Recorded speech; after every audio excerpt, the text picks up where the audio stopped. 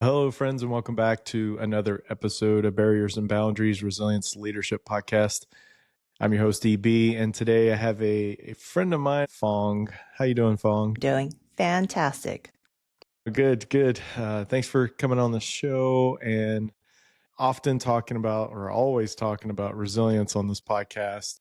And that can come in many forms. Resilience is such a massive conversation, and overcoming adversity, addressing personal adversity. Phuong is a quantum life energy and wellness coach. Congratulations, by the way. Thank you. I know that's a new shift for you, so I want people to hear your own path towards that, as well as maybe some of the guidance. I want them to come talk to you individually, maybe some of your own path towards how this happened for you. Yeah, great question to start. Well, thank you, first of all, for having me. I know we have had our conversations prior to this, and I was a little nervous and whatnot, but you've really put that at ease as we've talked. Okay, so where did my path led me to coaching? Well, about 6 months ago, I pretty much shifted careers from being a physician assistant, now called physician associate, for like 18 years. So I was in the space of like taking care of patients, in my last role was a teledermatology physician assistant, and taking care of people with acne and anti-aging concerns. And it was a startup. So I was with that company for about 8 years until last July, where I was laid off. And that was a moment of like, holy crap, what just happened? Right? And trying to process all those emotions, of course. And it's very interesting how resilient in general our being is. And in my case, yes, I gave myself 48 hours. I'll give myself to like cry, to feel all the feelings, right? Of like, it's normal kind of thing. And then after that, I'm like, okay, game face on, let's go. Yeah. So during that time of reflection, a book, very interesting, came up in my mind. And it was called The Secret. Have you heard of that book? I I don't have, remember. yeah. Yeah. So I looked it This, up. this is about putting stuff out into the universe and Yeah, the law yeah. of attraction. Mm. So, yeah, the world works in mysterious ways. So that came into my mind. I'm like, oh my God, I need to look that up.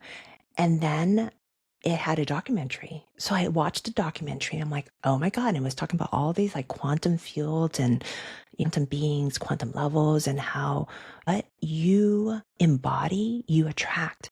And the key to like manifestation is not just about, thinking about it in your mind, but really living it as if it's already happened. Like that's the secret, right? Okay. So Yeah.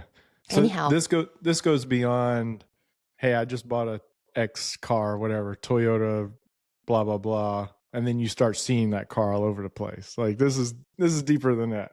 yes, so much. So then after that, I did my research on the quantum, and I found a quantum coaching academy run by Okay. Ashley Gordon. Amazing program, would highly recommend it. And went through my own transformation as well, and tapping into my own intuition, my own knowing more so. And in doing so, going through my own transformation with the tools that I was taught, the program itself, the last 7 months of my life was priceless. Like I can't put a price tag on that experience. And I So feel like I've you a changed person. so you spent 18 years physician, now associate. Hmm. You were already in a field of helping with care, Hmm. focused on caring for other people. And then it was this being laid off, that sort of adversity kind of heightened. I don't know, something connected you to do more of that, propelled you in a sense to find that place where you're at now. And just almost like an elevated version of care from your Hmm. perspective of what you're able to offer. Oh, Yeah. that's fascinating. Yeah, it's fascinating. Yeah. It just definitely grounded me even more. And I just asked myself that question of like, okay, what do I really want now Mm. moving Mm. forward? And in that stillness, it just came to me as far as like finding my calling of like, how can I help people in a different way? Yeah, because you could have put something out into the universe to help you get super rich, but it's all about you. Right? Did you find that when you went through that, when you're going through this program, was it more about how are you offering to the world as opposed to getting from the world? Yeah, it was more leading me to discover, more self-discovery, very empowering. So through the coaching program, it's a level 2 ICF, International Coaching Federation, like level accredited. So following along those guidelines as well. When you're in a coaching call, it's not therapy. It's not consulting. You're not telling people what to do, and you're not helping them like process some kind of trauma like therapy, like talk therapy. It's more about, and specifically what I'm into is more about like finding your passion, realigning your energy. If you feel like you're energetically just stuck, just feel overwhelmed, whatever the feeling is, tapping into your unconscious mind, which is your body, your somatic, not just your logic, because this is his own, functioning thing. You can spiral and have so much negative thoughts going on in your head, but really honing in and also tapping into your unconscious being as well and integrating the two, because there's a lot of wisdom within the somatic, your body, your unconscious mind. So the connection between body and mind, very Yeah, deep. very Most deep. people wouldn't have that understanding. Yeah, most people are disconnected. Yeah. So my work is really integrating those limiting beliefs that you may have, whether you don't feel good enough. Like, why don't you feel good enough? What is your body telling you? Where do you feel this? Is it in your gut? Is it in your heart? And then we're going to tap into like embodying, appreciating, listening to that part of your being and connecting everything as a whole so that you can move forward without trying to shove down your emotions. In a way, you are processing in that moment, but it's almost in a loving, compassionate way. I find it interesting, and I've had a few guests kind of talk about this as well, where you're on a walk and the idea that you needed, or the thought that you needed, or you're on a run, or you're not doing busy work, but you've created a space for whatever's inside of your inner being to kind of come out. Yeah. Yeah. Yeah. Yeah. That's a perfect analogy. The other one is like people say, "Oh man, I had this idea in the shower," Yeah. right? Yeah, Like exactly. brilliant stuff come in. And Yeah. it's because like you're really like, oh my gosh, just think about the shower analogy. It's like the water's hitting your body. You're not in your head. And when you're not in your head, you're actually fully present in your body. Mm, And that holds a lot of wisdom. yeah. And what do you find, like when you talk to someone, it's already there. Like it just Yeah. needs to come out. Yeah. I think you're Yeah. tapping into what's called miracle consciousness. It's like the belief that your clients or whoever you're coaching, like believe that they have the inner knowing. They know what they need. They have all the answers. As coaches, it's us guiding them with the right questions, the curiosity that creates that spark for them to like, either it could be a perspective shift, but all you need is that tiny little shift in energy for them to like cascade, go on a different path, like a sailboat, like you Yeah. turn Catch the the wind. tiller, Yeah. you catch the wind just perfectly, and then you're flowing, right? Mm. Yeah. I like that. I like the Mhm. idea of just having that wind behind your back. Talk to me about who you're looking for as clients. Is there a prime candidate for someone that should be reaching out to you? I really do want to just help anyone feeling called to and open to coaching. So I don't quite have a niche, although I am feeling that I've kind of honed my skill and consider myself as a quantum mindset and somatic energy coach. I do have certifications in like Reiki, hypnotherapy, which I've been kind of playing with and infusing it into like some of my YouTube um, videos. Yeah, great stuff. Yeah. So honestly, you can pretty much coach anyone who is open to it, right? If you're resistant to coaching, yeah, I think we can kind of dive a little bit deeper and find that clarity for that person. What would you say is the biggest obstacle or barrier for someone to engage with coaching? That's a great question. And what's coming up for me in general is the word coach. What does that mean for someone? And it's not like it's a stigma, but is it? Is it kind of people think of coaching as like, do I need therapy? I think there's something there to be said about coaching and the label of being coached. Like you are broken and you need fixing. You reach out to a coach. That is not the case at all. Like, Right. this is not something you fix. As a coach, we're tapping into who you are and your superpowers and leading with that. So I think there's something to be said about like the term coach in general. And maybe it's evolving. And maybe people are now seeing the superpower of connecting with a coach, but there's a blur. I feel like there's still Yeah. a blur between therapy, coach, and consultant. I think of sports and Oh yeah. the team on the field, every team on the field has a coach.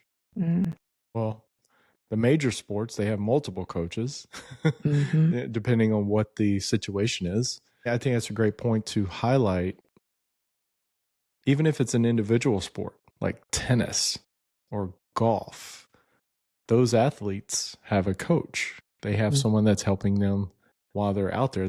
Now, the coach isn't making the decisions for them on the field, but they're offering maybe suggestions or helping that player with their thought processing, the mental aspect to it, the mm-hmm. decision making. But if a player's on the field and they have to make a quick decision, a lot of times they default into what their coach has kind of helped them or encouraged them with. Is that what you're getting at? Is, hey, look, I'm not going to make decisions for you, Mm-hmm. but we'll Yeah. talk through decisions? Is that? Yeah. So, okay. So, with your analogy of being a coach on the field, I would say that for football, for example, you have your head coach, right? The person who's kind of like the overarching coach of the coaches kind of thing. And I would say I'm more of one of the key players as far as mindset goes. So I'm more the mindset coach in that field. I'm not telling you what to do. I am just guiding you for you to come up with your own answers because I know that you have all the answers already. Like, I don't need to tell you that. Coaching and going through this transformation on my own has shifted my mindset 180 degrees. I went through a lot of my imposter syndrome and I've gone through a lot of like, not wanting to show up and share my voice because of fear of rejection. I've done some deep work. It's most likely generational work that I've approached and was open to addressing it.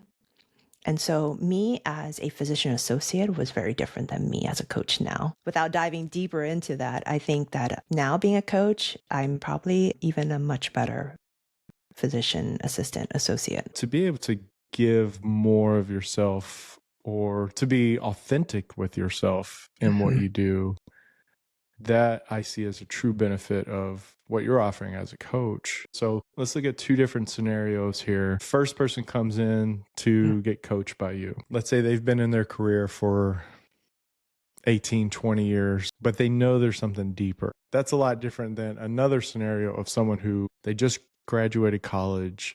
They're getting into the first management position. Is the approach that you have the same? Well, interesting. I love this question. I don't think my approach would be very different in those scenarios.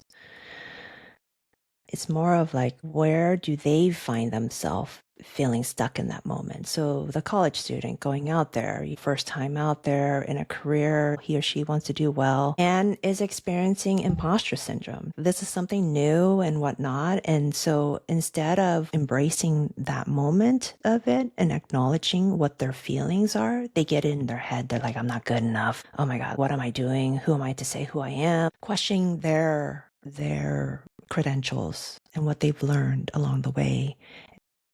And instead of tapping and embodying and feeling confident with that, their inner critic starts spiraling, because the inner critic, the ego, wants to keep us safe. It wants to keep us safe. Bottom line is, it wants to keep us safe. It doesn't mean to have you go into the spiral, because the ego is just really looking at past experiences and linking up the two.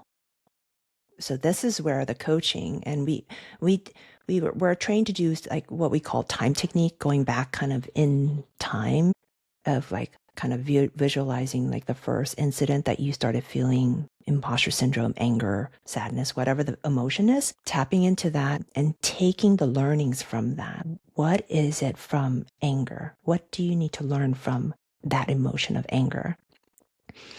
And deep down inside, there's always a learning that is around safety and compassion for the self. But over time, through your life experiences, compounds the effect of this emotion. And so just like the sail, the winds in the sail kind of thing. Yeah. So say, you hit turbulence one area and it pushes you in a different direction. And then you go to another area and you feel turbulence again and you course correct and it takes you a different angle.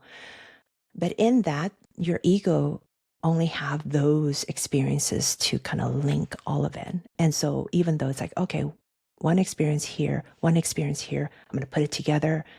This is what I conclude from that experience as a whole. And it can totally be way left field. So that brings up this idea, and you've talked about limiting beliefs in the past, and knowing you've outgrown the position that you're in, knowing you've outgrown the organization that you're with, but it's comfortable. So as a coach, that's where I would come in with a question: what's really holding you back? And just letting the client lead that conversation, and where they take it is where I continue to go with it. And through those conversations, through those empowering questions, they will have a great sense of knowing and feeling and where that leads them.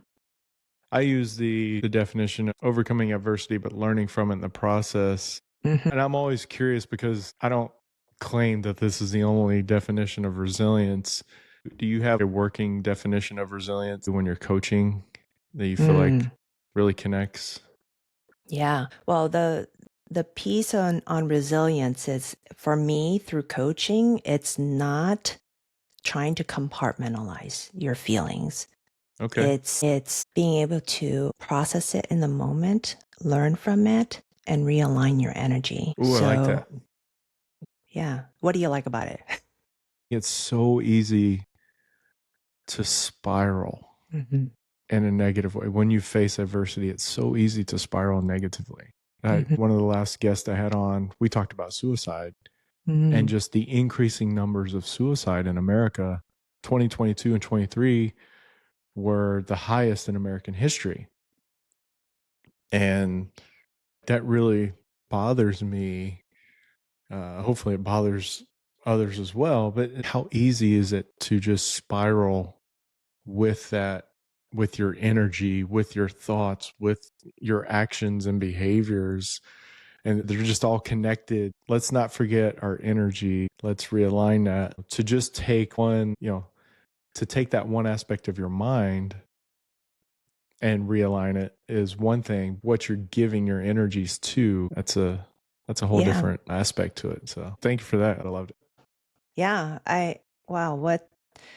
You're doing some important work here, EB. And I want to take this moment to appreciate you for bringing up that topic of suicide and the suicide prevention and awareness and all of the things around that. When you were talking, it gave me goosebumps. And it is so easy to go down that dark path And we forget how powerful we are as human beings.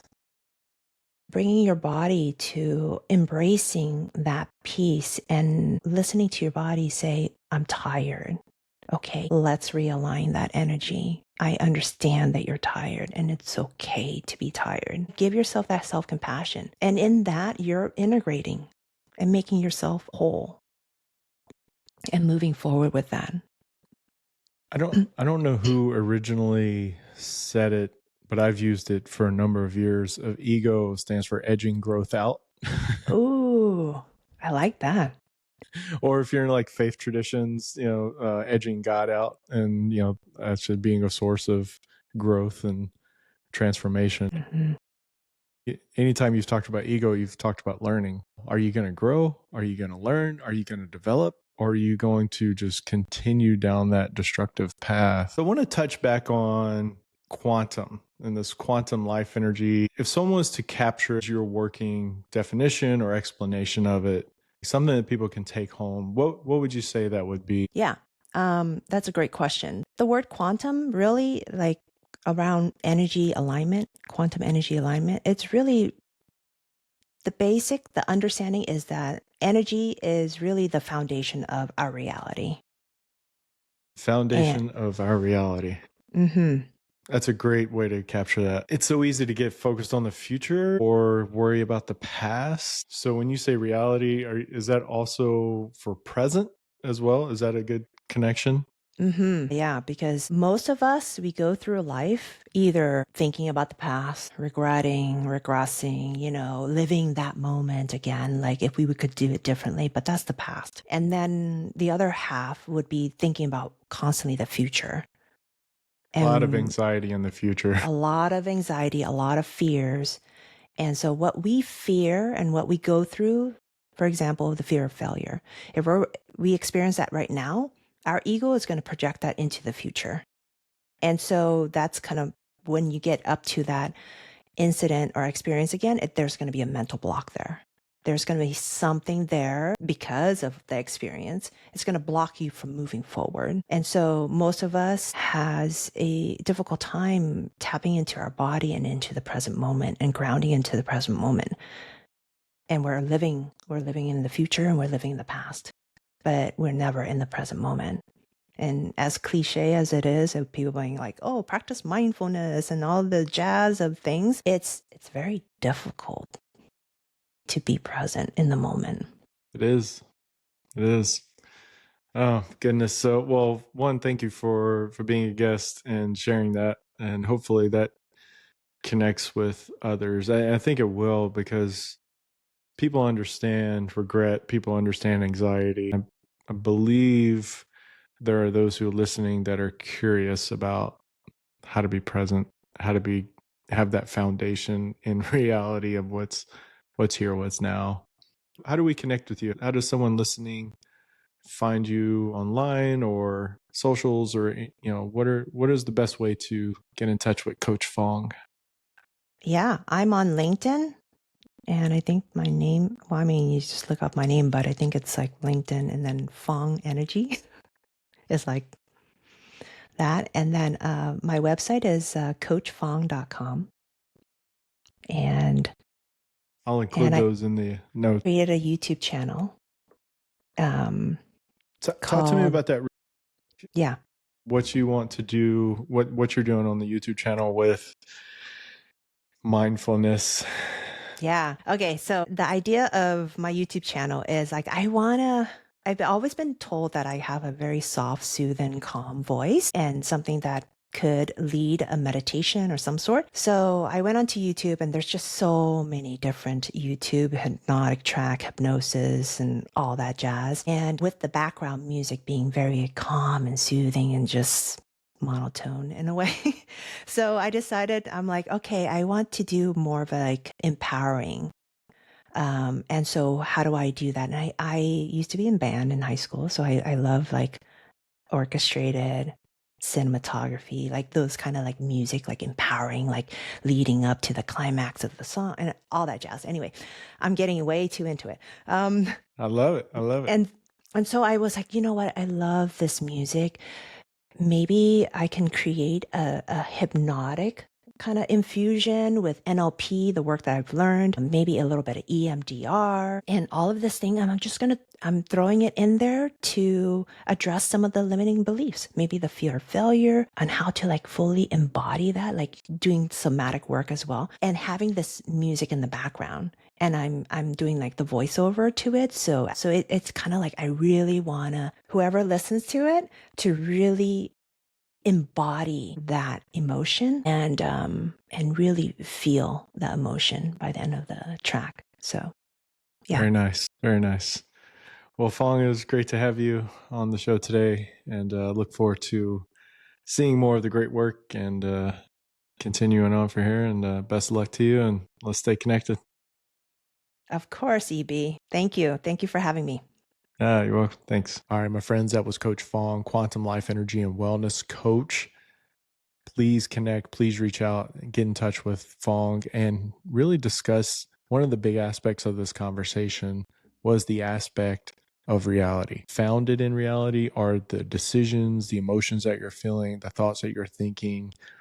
Is that based on what is actually true, or is that just your perception or your projection onto reality? So a lot of great work that can be done there, unpacking some of the things that you've gone through in life, some of the adversity, and how much of that has been a barrier when it's just really a perception and not even true. So connect with her, reach out to her, and we're going to keep fighting the good fight. We're going to keep pursuing resilience here on the show and any and all forms that it may come across. And until next time, EB out here.